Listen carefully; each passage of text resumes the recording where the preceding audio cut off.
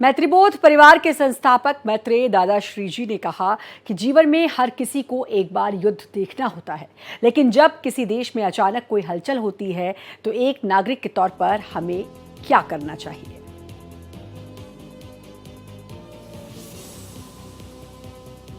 जीवन में एक बार तो आपको युद्ध देखना पड़ता है और लाइफ में हर एक के जनरेशन में एक बार तो एक लाइफ ऐसा सचमुच वाला कहानियों पिक्चरों वाला नहीं, सचमुच वाला युद्ध देखना होता है।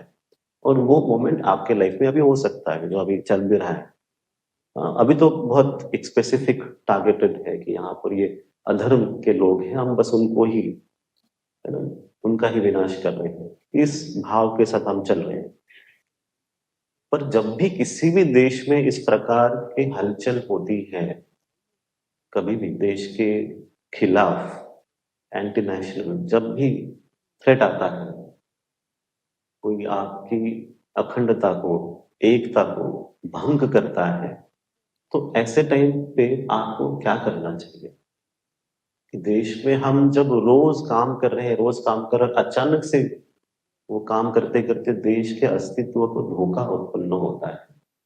तो मैं एक व्यक्ति के तौर पर क्या कर सकता हूँ, देश के नागरिक के रूप में क्या कर सकता हूँ। तो सबसे पहले आपको ये समझना होता है कि भारत देश तो विशेष देश है, बिकॉज ये ईश्वर का देश है, ईश्वर की भूमि है। इस देश की ओर आप बुरी नजर से न देखें क्योंकि ये शिव की भूमि है।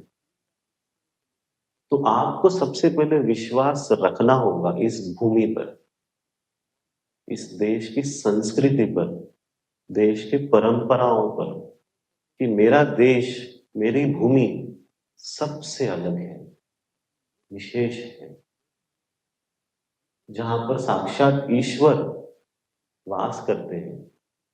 जब भी आते हैं यहीं पर आते हैं। देवभूमि अगर संपूर्ण पृथ्वी पर है तो ये अपना ही देश है। इसे आप सभी अब याद कर लीजिए कि ये मेरा देश है और मेरा देश विशेष है, खास है। संस्कृति परंपरा वो भी क्या, प्रेम, अपनापन, ज्ञान, वेदों के कालों से, मतलब आप बहुत 10,000 15,000 के उसके भी पहले, अभी तो हम 14,000 का साइकिल लेके चलते हैं, वेद तो मतलब बहुत पहले से। तो उन सभी ऋषि मुनियों पर विश्वास रखें, वैदिक ज्ञान पर विश्वास रखें, ईश्वर पर विश्वास रखें। त्रिदेव, त्रिदेवियां सभी यहीं पर है। तो जब यहाँ पर संपूर्ण शक्ति है तो इस देश को कुछ नहीं होने वाला है, इसलिए आप पहले निश्चिंत हो जाइए, तो विश्वास रखें। ईश्वर की इच्छा से ही सरकार बनती है, तो जो सरकार काम कर रही है उस पर विश्वास रखें, ये सब ठीक हो।